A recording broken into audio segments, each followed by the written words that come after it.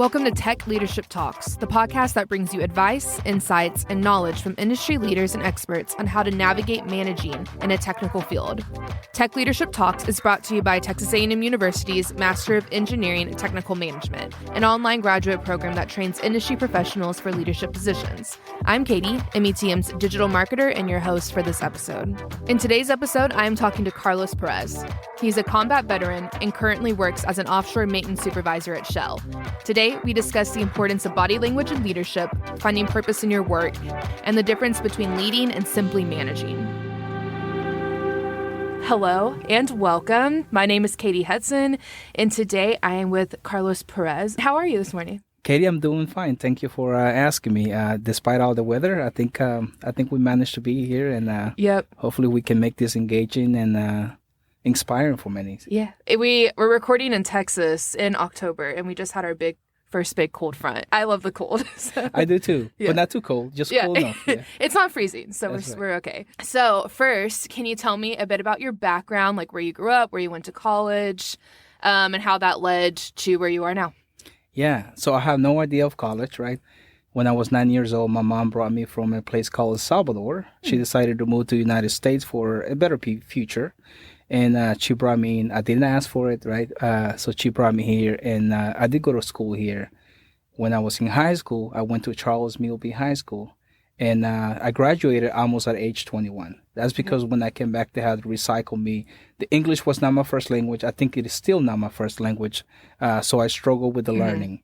But then somewhere in my senior year, I met this gentleman, Mr. Michael McHugh, and he used to bring Whoppers to me. So no one can say no, at least back then, to a Whopper. So I decided to just have a conversation with him. And then he noticed that I have very special abilities on how to fix things, especially electronics, because I like to fix watches. And he told me, you should join the Navy. And by the grace of God, I graduated from high school and I joined the Navy. And I went to boot camp. And of course, it was probably the first time that I went outside city of Houston on my own. I struggled. So joined the Navy. Spent total of 16 years. We call it 14 good years. And then the last 2 years, I went into the inactivated reserve. So total 16 years. And as I went through the process, even though I did not like education, I did not like school in high school, I learned in the Navy that if you want to move up in rank, you needed to learn and study. And so I started learning. And what I noticed is that the more I learned about the things that I liked, the more I would engage myself. And then I learned that I needed to get an associate's degree in order for me to become a chief petty officer. So I went to school. And then I learned there was a such thing as a bachelor's degree. Yeah. So I got my bachelor's degree. And then there's a master's degree, right? And I was still contemplating the PhD thing. But yeah, that's essentially, I just learned as I went through. I didn't really have a mentor per se.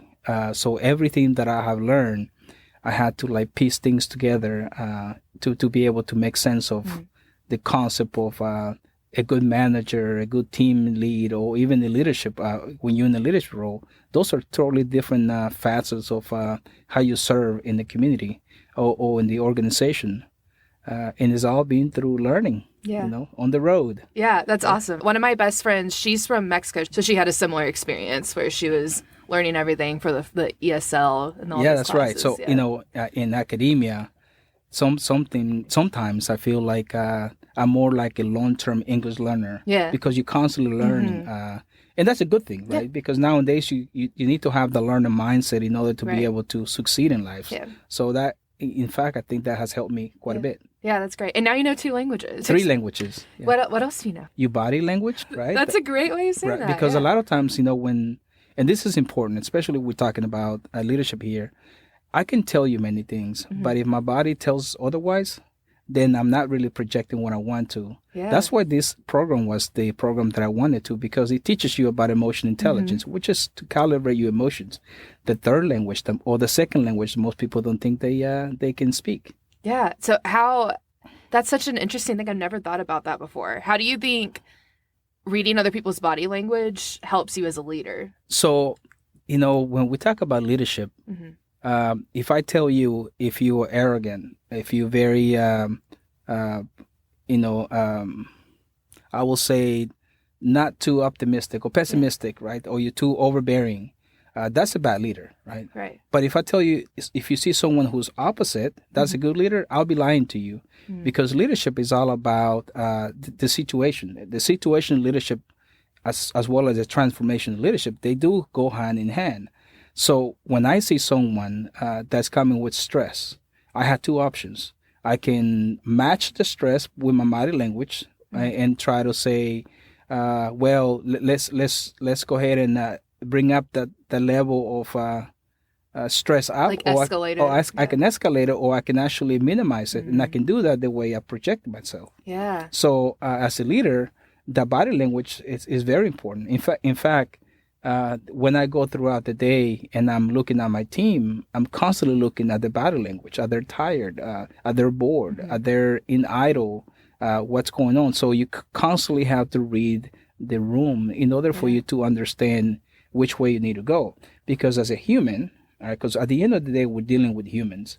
The way you wake up in the morning, if you're not a morning person, you're going to drag throughout the morning. And then once you fully wake up, then you're going to go ahead and bring your best.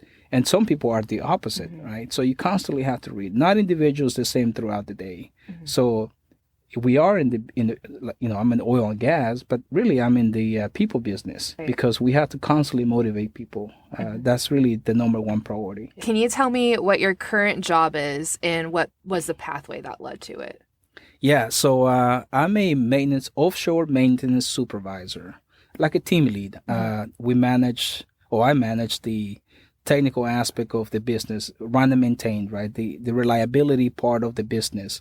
Electricians, mechanics, instrumentation technicians, automation technicians. My job is to make sure they are supporting the equipment so that we have the reliability we need to be able to produce the barrels that we need to at the end of the day.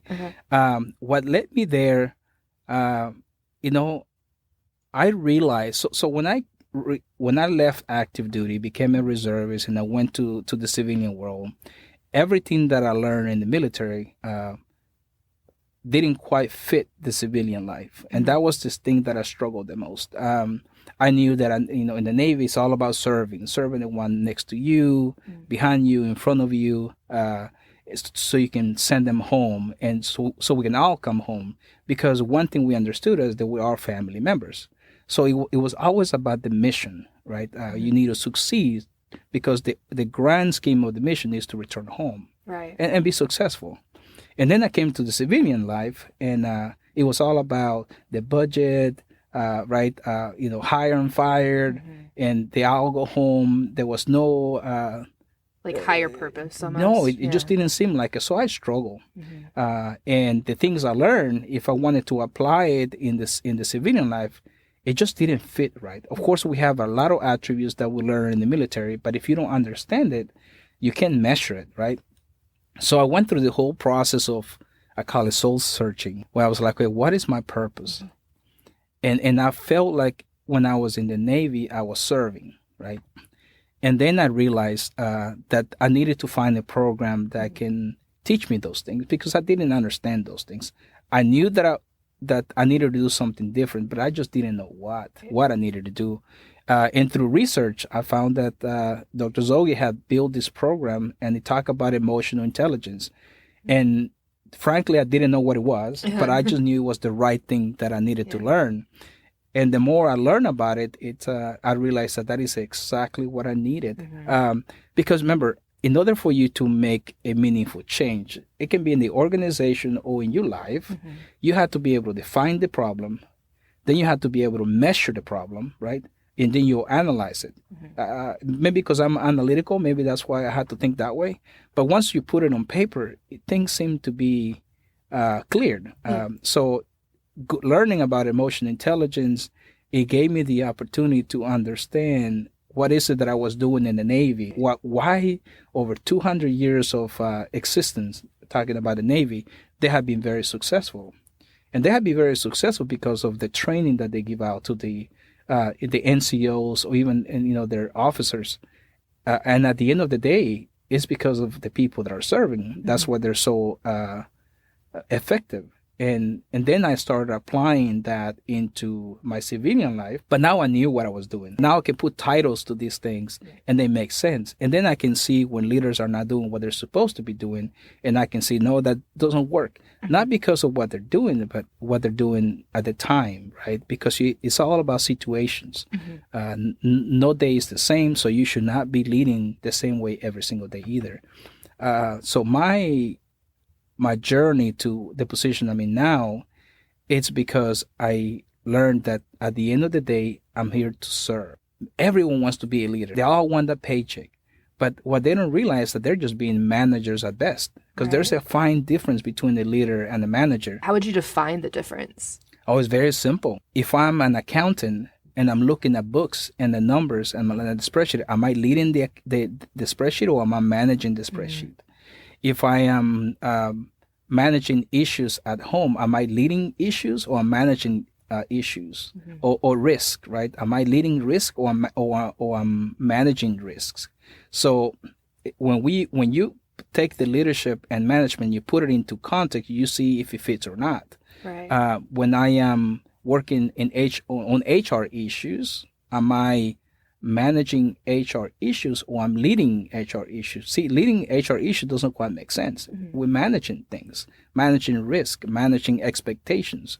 So a lot of times if I go 7 days or 6 days in my week and I am doing everything for the business, managing or just looking at the books, finances, I'm being a manager.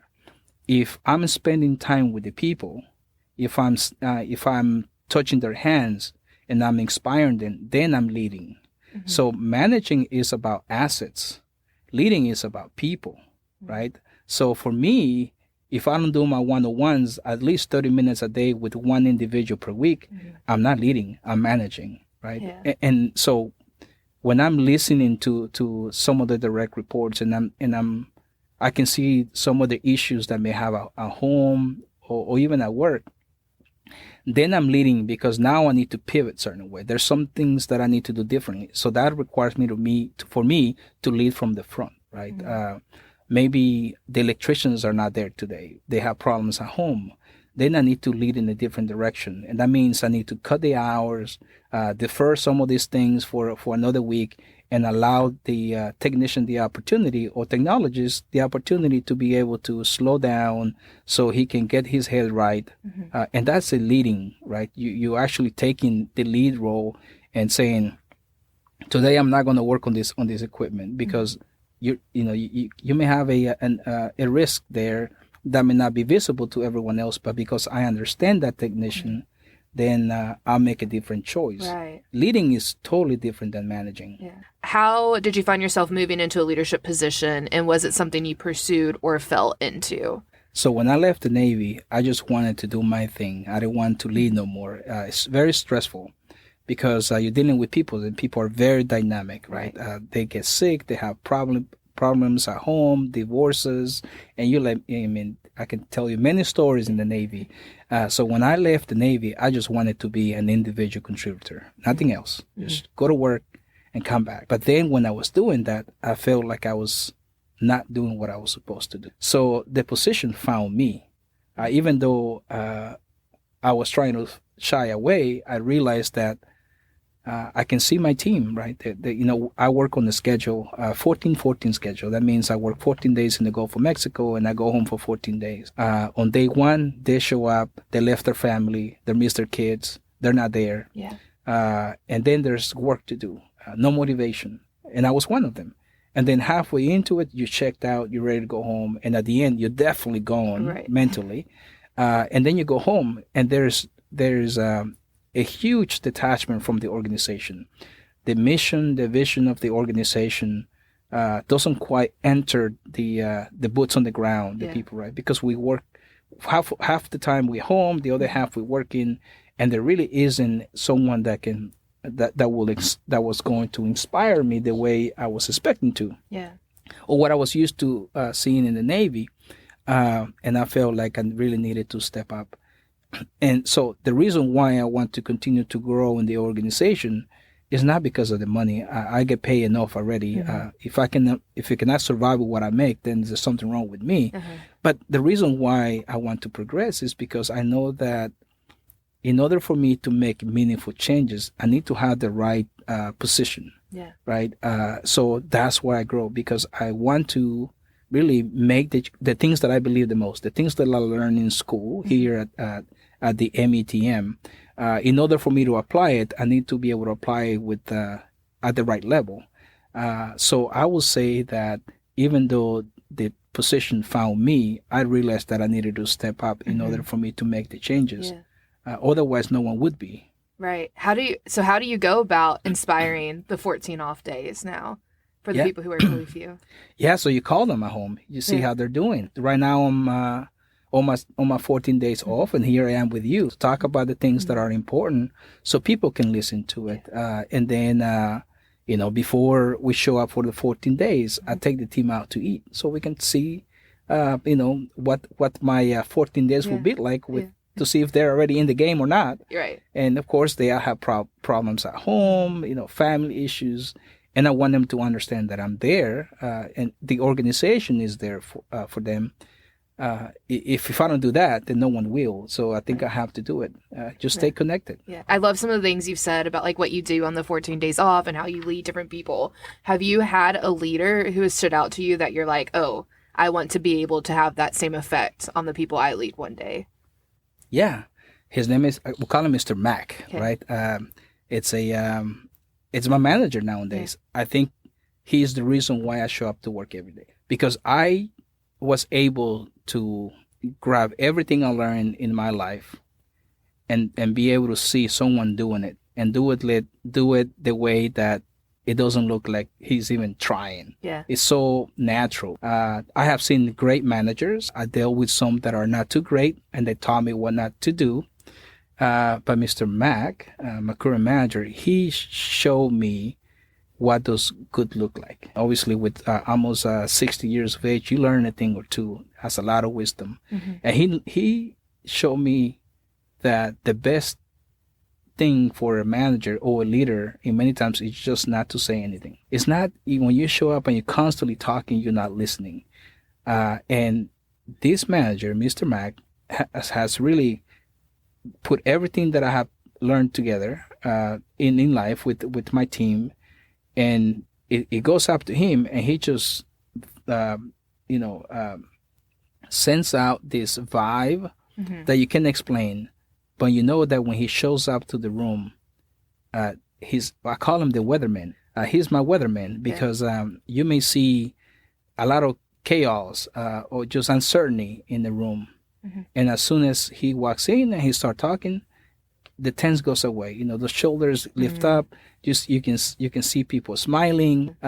He changes the weather, right? Yeah. So he embodies everything that the METM has put together into 18 months and taught me. So, like I was telling you earlier, because now I see it, I see a great example, and I have gotten the training that I need. Now I really walk up into that room with the confidence that I can change the weather too. So we talked a lot about serving and how looking at leadership from that perspective is what gives you purpose. So what would you say motivates you in life, in leadership? What is your ultimate motivator? Finding someone that probably didn't believe that they can accomplish the things they could, and then make them do the things that they think they couldn't do, and now they're happy. I leave you with this.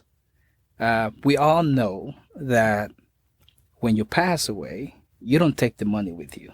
It just stays, right? That's material. You just can't take it. It's impossible, right? But did you ever think about the knowledge that you gain? What happens to that? So you can't take that away either, right? And Katie, I don't know if I'm going to make it home today, right? No one knows that. Only God knows that. So I don't know if this is the last time I get to share my knowledge. So what wakes me up in the morning is to be able to give what I can.